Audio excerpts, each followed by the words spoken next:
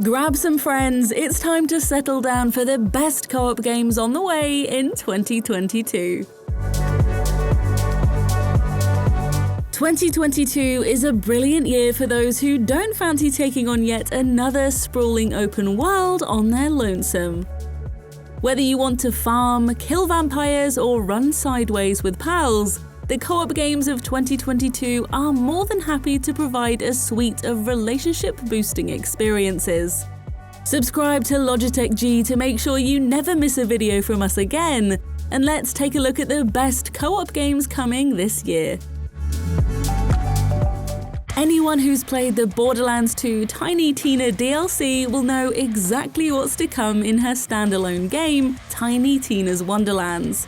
Think of the most chaotic DM of all time, combined with chests and chests of loot, and you'll have the right idea.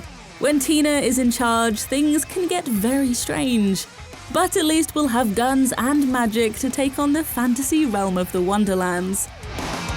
Here we are a Fate Maker, a fully customizable character who can join up to 3 other people to battle in this magical world.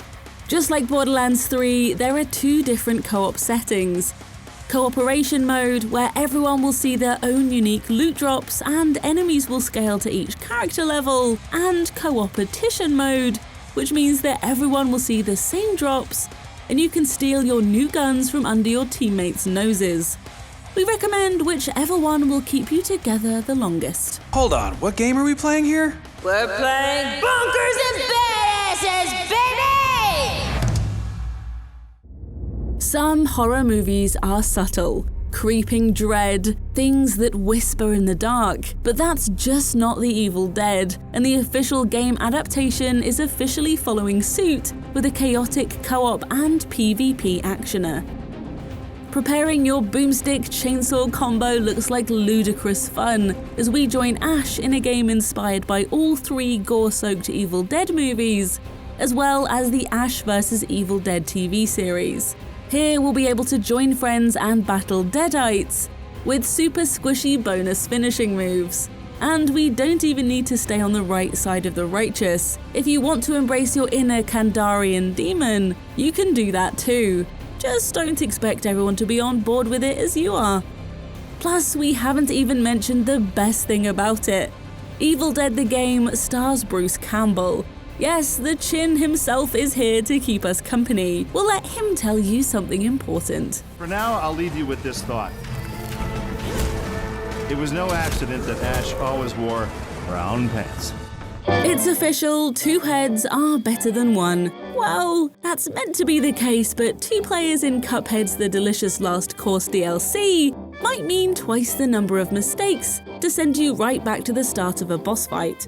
Yes, Cuphead and his pal Mugman are back, and they've even got a new friend, Ms. Chalice, to accompany them as they head to DLC Island to take on a stack of new beautifully animated but truly despicable bosses. Playing Cuphead in co-op is truly an ascendatory experience. Sure, there are those moments where someone makes a stupid mistake, but push past that into pro territory, and every fight feels like your co-op partner just becomes a part of you. But yeah, there'll probably be a bit of practice needed first. Hey, at least Ms. Chalice has a moveset that you can take back and play the first game with. If you want to play again, that is. The last thing anyone expected Dishonored Studio Arcane to do was reveal a co-op vampire shooter. But here we are. We've had some more info since the surprise E3 2021 announcement, and it only has us even more excited. This is an open-world co-op experience set in the previously quaint island town of Redfall in Massachusetts. We say previously quaint because it's now in dire need of a team of Buffies as a legion of vampires have rocked up, blocked out the sun, and are feasting like it's an all-you-can-eat buffet. Step in Devinda Crowsley, Layla Ellison, Jacob Boyer, and Remy De La Rosa, our team of bloodsucker slayers, each with their own unique abilities and skills. It's these that mean Arcane can really come into their own when it comes to inventively picking off not just all kinds of vampires, but also human, Dracula-worshipping cultists. Missing this with friends would suck. So, that was was fun, right?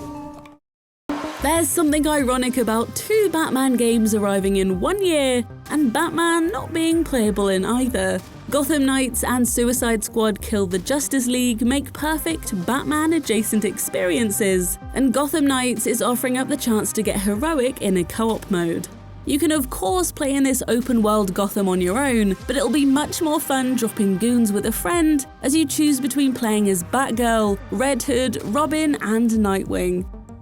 Each hero has their own complete skill tree and different ways to play, giving you and your fellow vigilante the chance to build your own takedown techniques. The Dark City is packed with famous DC villains, who have clearly not stayed in Arkham where they belong after the death of Batman. Probably for the best we head in and put things right.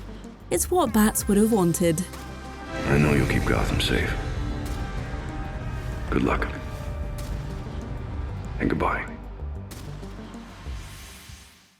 If you've played any of the Dark Pictures anthology games before, you know the drill. A group of hapless, attractive 20-somethings arrive at a grim place, and we're in charge of helping them survive.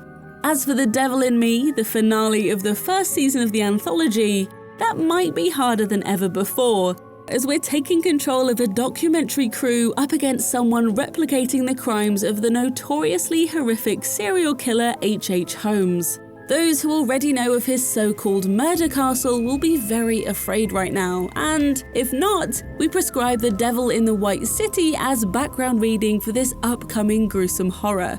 The good news is that, as ever, you won't have to be alone for the experience, as there's a shared co-op movie mode built in for throwing the controller to a friend when you can't cope with the scares anymore. What if Stardew but Stone Age is a good question, and one that Roots of Pacha looks more than happy to answer. But this is thankfully so much more than just a prehistoric clone of our time in Pelican Town.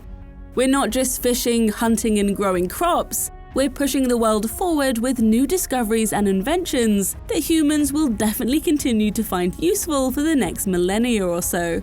All with a fully customizable character and a farm we can personalize too. Even better though is that we can do all of it with a friend. Unlike Stardew, which had its multiplayer mode added after release, Roots of Pacha has been built with fellow ostrich riders in mind. We can live with our co-op friends, share resources, yes, play nicely, compete in festival activities, and even hit progress milestones together with dedicated cutscenes. This one might just rock. So those are some of the best co-op games still to come this year.